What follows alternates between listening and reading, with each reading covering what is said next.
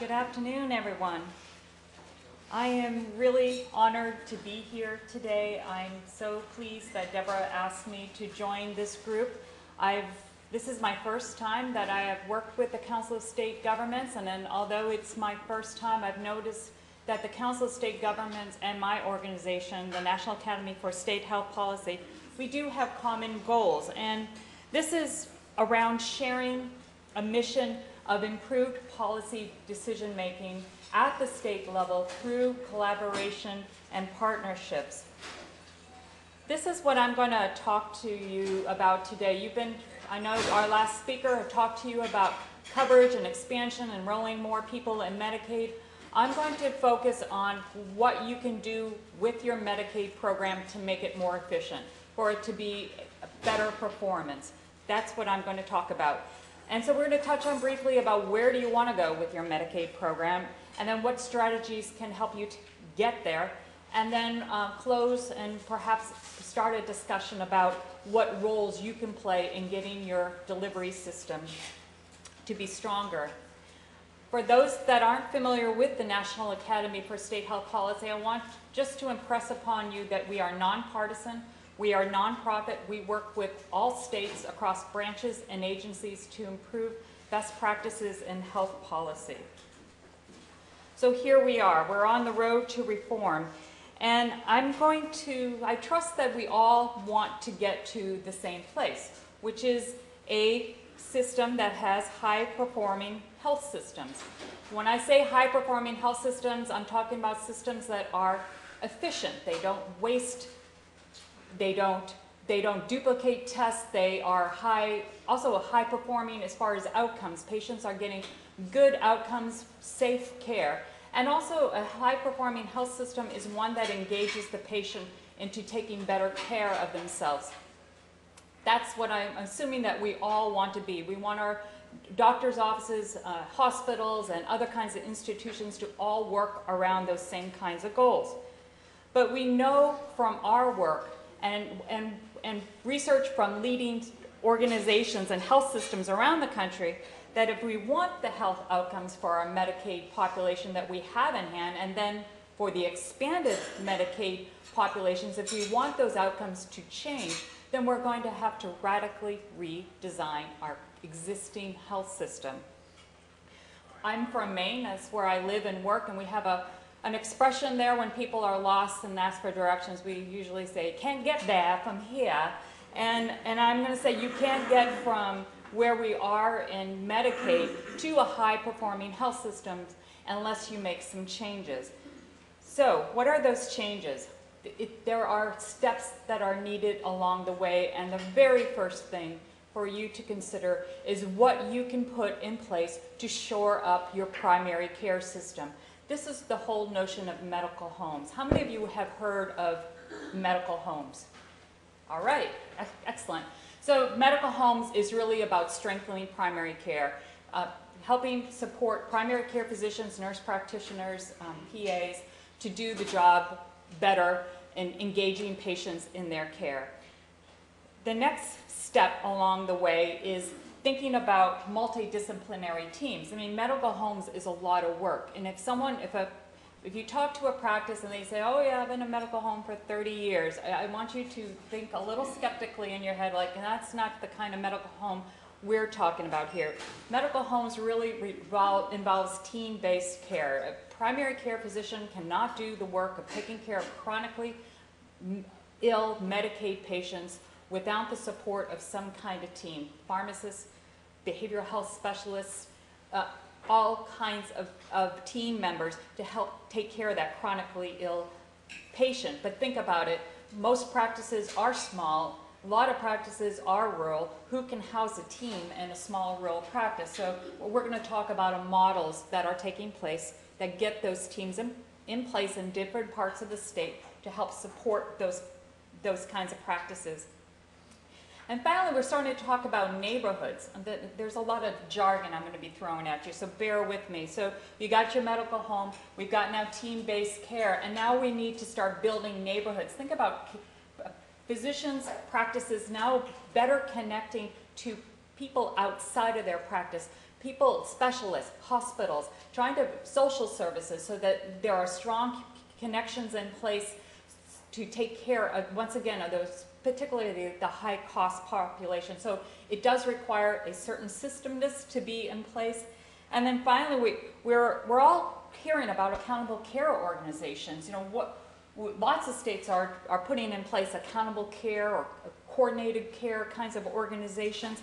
The whole notion of that is to start to wrap around services to providers and start to connect hospitals and systems so that they can start sharing a global budget, you know, that they can start sharing in the risk for taking care of patients. And this is all on the path to high-performing health systems. So I'm going to spend most of my talk talking about what states are doing along this line.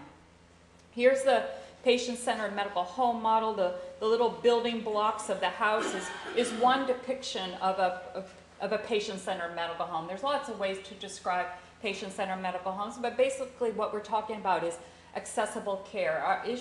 Are practices open beyond the 9 to 4? Are they open in the evening? Are they open on weekends? Where can patients seek care that is not in the emergency room? Can they get access to same-day scheduling if their kid is sick? Or maybe if they just have a free day of off of work and they need to get in for a physical. So accessible care, comprehensive care. Can your practice, your primary care practices, provide services to help meet all or the global needs of a patient? I mean, can they provide behavioral health care? Can they provide linkages to social services and other kinds of services? Coordinated care, that's a biggie. That's the one thing where I think our primary care practices fall short, is they don't usually know when you're in the emergency room. They don't know when you're getting discharged from a hospital. They don't know that a lot of patients are seeing multiple specialists and they have prescriptions that may even may be adversive if they're not coordinating care. So it's really about trying to get care coordination looped in. So those are some of the core components of a medical home. Now, states have been implementing this medical home model for many years. We've been tracking this now for 6 years and have worked now with half the states to implement a medical home model. And those medical home models really that we are seeing in states have very core features in mind. First, it's multi-stakeholder partnerships. Medicaid is not doing this alone. Medicaid can't do this alone. And it really requires partnerships with other parts of state government, and then with commercial payers and sometimes other purchasers and public health and all that kind of thing. We're also seeing that there is a drive to have qualification standards. Who is a medical home? What is a medical home in my state? If I'm going to give a new payment to a practice to be a medical home, I want them to do something that they're not doing now, and that's around that comprehensive, accessible, coordinated care. So there is a great deal of interest in providing some kind of qualification standard, whether it's like a National Committee for Quality Assurance, NCQA, or a state makes their own new qualification standards. But qualification standards that said, yes, you're a medical home in my state, and that therefore qualifies you for an added payment. Practice teams, I already touched on that. I'll touch on that more.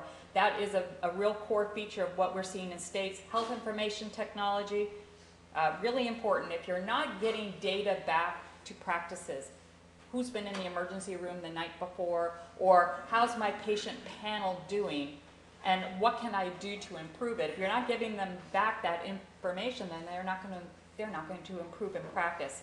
And I have to tell you, they don't teach this in med school.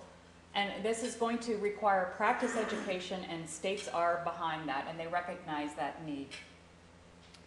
Here's Medicaid medical home payment activity. You can see that more than half the states, 29 now, have at least one Medicaid medical home payment program going on in their state. And what's really exciting about all this activity on medical homes is the number of multi-payer medical home initiatives. There are 18 states that have at least one multi-payer medical home initiative going on. And 15 of them, those are the ones with the stars and the diamonds, not only have Medicaid commercial payers at the table, but Medicare is a payer during those initiatives. You think about it, that if you have all commercial payers and public payers partnering together to help improve and push primary care to become a higher part of that high functioning delivery system, then you have really power to change the delivery system. Here's a sample of some of the payments that we're seeing in Medicaid to pay for medical home initiatives. There is a great range, and I would say for the most part the payments settle down around to the $4 to $6 per member per month to the primary care practice to be the medical home for a patient. Now, where you start to see the higher rates, for instance, in Minnesota, the rates are almost $80 per member per month. Minnesota really concentrates on patients that have complex chronic conditions. These are really sick patients. So a primary care practice is going to need more money to do the job that they have to do. There's a whole different ways of adjusting payments. That's why there is such a range that's going on in states, that payments are often adjusted for patient complexity. They're sometimes adjusted from medical home level. So if a practice is at NCQA level 1, they would receive a lower payment than an NCQA level 3, which is supposed to denote a higher level of functioning. There's also lump sum payments that sometimes gives practices money up front so that they can hire the care coordinator, put in an IT system, or make those kinds of investments that are needed to be a medical home. And there's also many states that provide an additional payment if practices meet certain quality markers.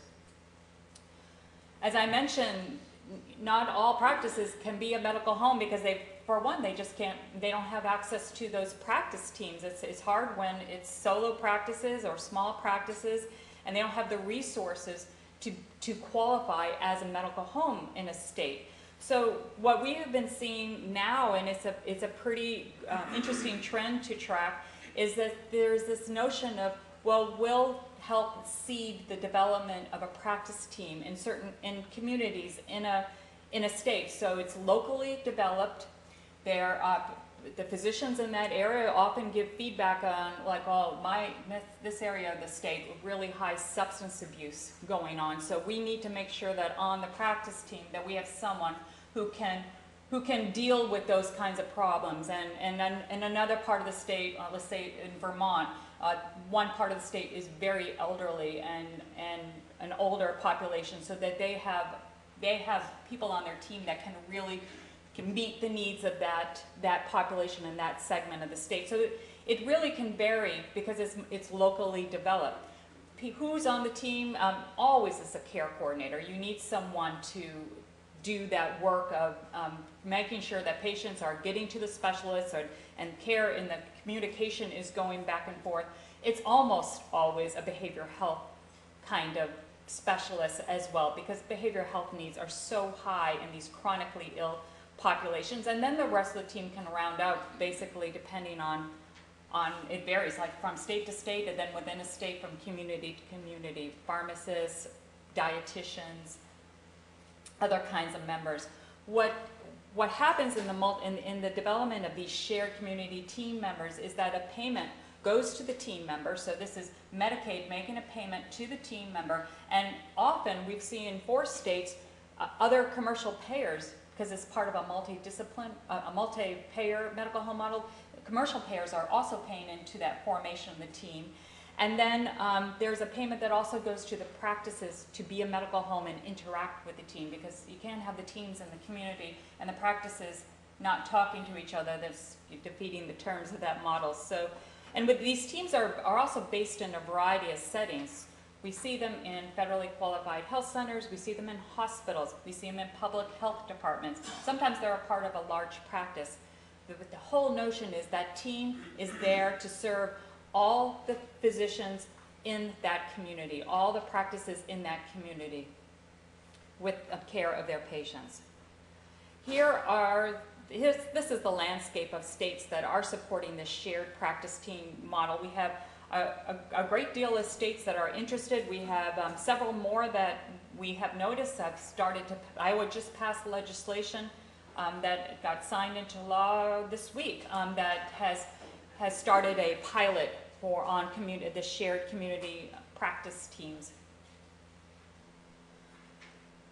Next, along that continuum to that high-performing health system is this notion of building neighborhoods. Again, trying to get practices to interact with people outside of the walls of their office so that they can better provide care and coordinate care for their primary care patients.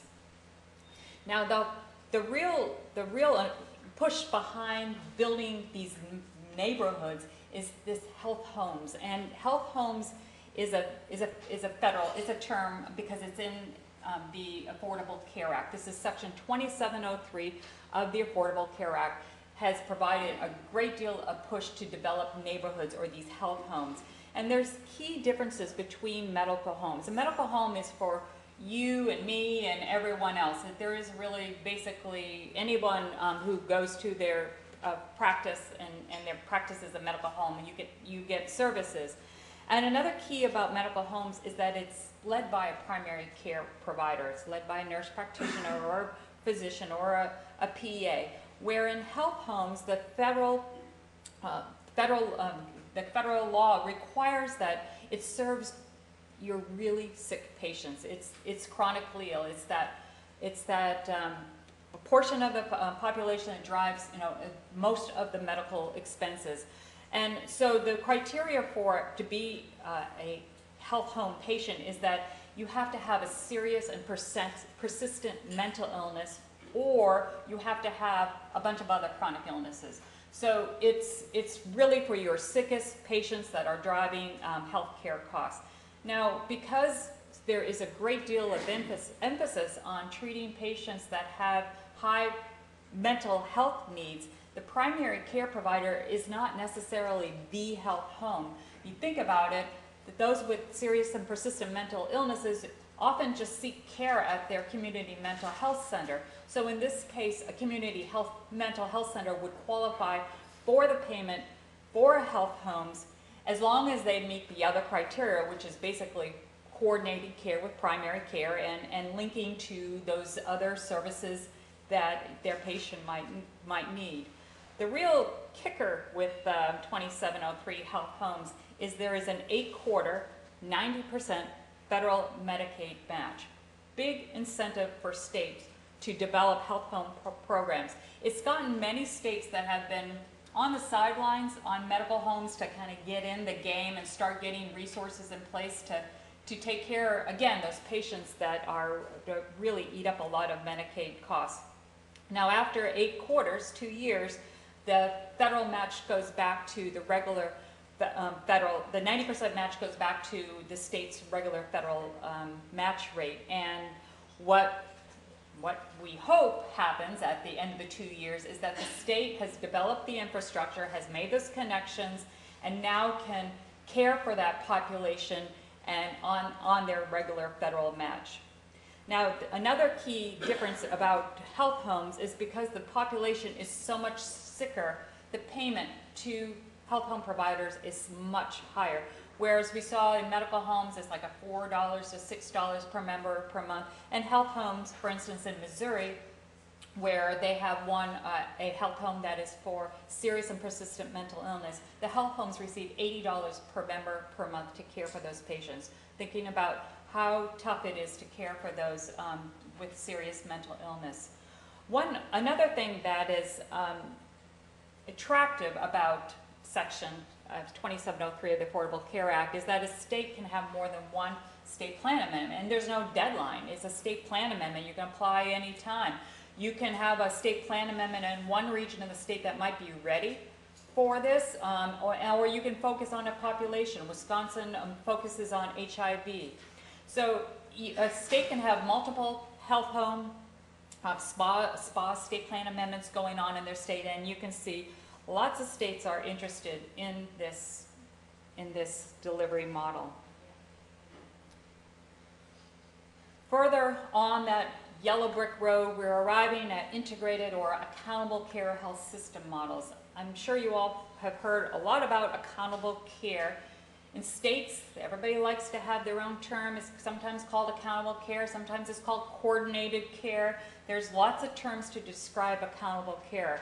But what we're seeing that's evolving in states is that these models that are pushing pushing systems to become accountable are being built on medical home models. You have to have high-performing primary care providers in order to make this model work. They must have in place those linkages with the specialists, with the hospital, in order to make this model work. They need to have population health management tools. They have to be looking at their panel to understand who's getting well and who's not getting well, and what can that practice do better, which really requires health information technology. There is hope that someday we might be able to exchange information, but at least having a good EMR in place is a really good idea. And ultimately, they have to be able to engage patients. I mean, all of these models are going to crumble if you cannot get your patients engaged in their care. The whole idea behind accountable care models is that once you have all these kinds of systems in place that hopefully have been developed up along the way, you can then begin to share risk among providers. And this is a fundamental difference between the managed care that we saw in the 1990s, is that all of these systems are in place, where in the 1990s there was not this emphasis on population health management and coordination of care. There were different goals in mind. So this is a model that we are seeing a great deal of interest in. As a matter of fact, if you can see, we have a link on the bottom if you'd like to come to our website, which I encourage you to do. There is a great deal of activity on accountable care. So this just is the landscape of activity. States passing legislation or states putting models in place.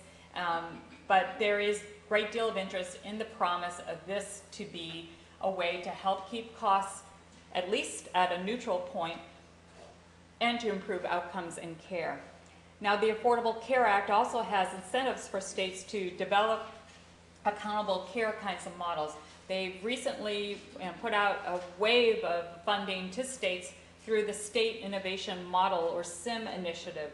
You can see 6 states, the green states, were selected to be the testers. There are leading states. They already have a lot of this in place, and I'll spend a minute on Oregon just as an example. But they are the ones who are at the forefront, have something in place, and they've gotten a lot of money from the federal government to really try to be a leader so that other states might follow. But you can see there are 19 other states that are in the design mode or planning mode, where they're right now convening stakeholders, trying to design a system that's going to work better than what they have now, in the hopes that they're going to be picked as a model testing state. Now, I know if they're not picked to be a model testing state and receive that extra boost in federal funds, many states will plan to implement their design without federal funding. I was just in Iowa, and they have a design grant going on right now. They're pulling things together, and the governor has basically said, with or without funding from CMS, we're going to go forward because our system needs to be redesigned. So they are at least using the planning dollars to do strategic planning around delivery system reform. Here's an example of one of those testing states. Oregon has been doing a great deal of work around whole state delivery system reform. It began with legislation passed in 2012.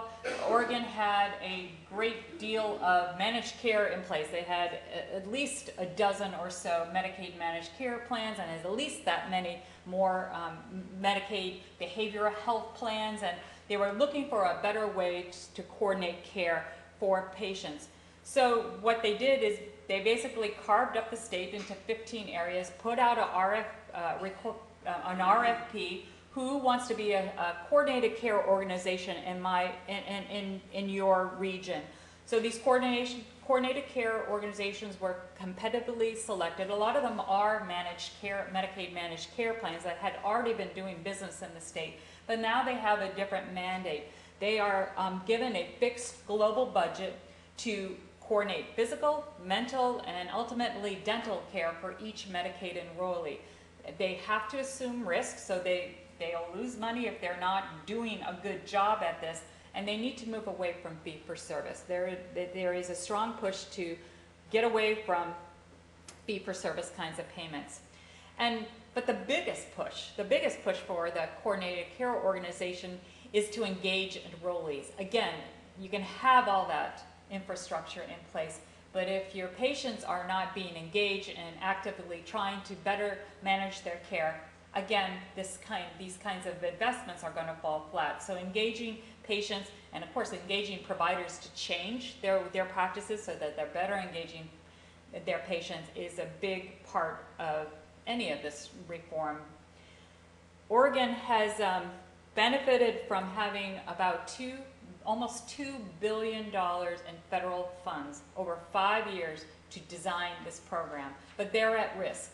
Oregon, if they do not reduce Medicaid spending by 2% over the next 2 years, they will lose that money and have to pay it back to the federal government. So they have to have their Medicaid costs 2% lower than the rest of the states. So they have a big incentive, or a big stick, I'm not exactly sure if you call that a carrot or a stick, but to get their house in order to reduce spending. They actually think, based on their models, they think that they're going to save $11 billion over 2 years, but we'll see about that. They have to at least be at that 2% reduced spending. We have worked with a lot of states on medical homes, on accountable care, health homes, the multidisciplinary teams, and what we've learned is that primary care practices are under-resourced. Not a big revelation, but what is really important is having embedded nurse care managers or shared nurse care managers if you can't support one on your own. A nurse care manager that is shared through one of those teams that might be in their office Tuesday and Wednesday and another practice on Thursday, Friday. So the embedded nurse care managers is very important. This takes a lot of time, and I know many of you are legislators and you're saying, I don't have a lot of time, I got a year, I got to see this is going to save us some money by next year, and I'm going to tell you that it's not going to save you money in a year, that if you think about trying to undo all the bad out there as far as bad coordination and bad resources, it does take time, but I will say that although cost savings are uncertain right now, it's probably going to take another couple of years for some of these models to prove that they are saving money. What they are aiming for is budget neutrality, and that has been seen in many states. They're at least holding the line on Medicaid costs. These models are not static. States get into them after a year. They've got their Medicaid medical home program going, but they're like, oh, we should have done it this way, or the practices are giving them feedback. Oh, we need to improve this. So they're kind of changing as they're going. And I want to emphasize that the public-private partnerships are critical. Bringing commercial payers in, bringing large purchasers in, bringing the resources that you have in your state is a really important part of that, and that's where your leadership in this counts. Please come to our website. It's nashby.org. We have this medical home map. You can click around and say, what is my state doing? I'm gonna bet it's doing something, because most states have medical home programs, at least the planning part in place. I think we're up to 43 or 44 states that have something going on, may not be getting the payment out to practices, but they're thinking about it. So do come to our map and find out. We have lots of information, good information for you, and I think I'll end here and see if you have any questions.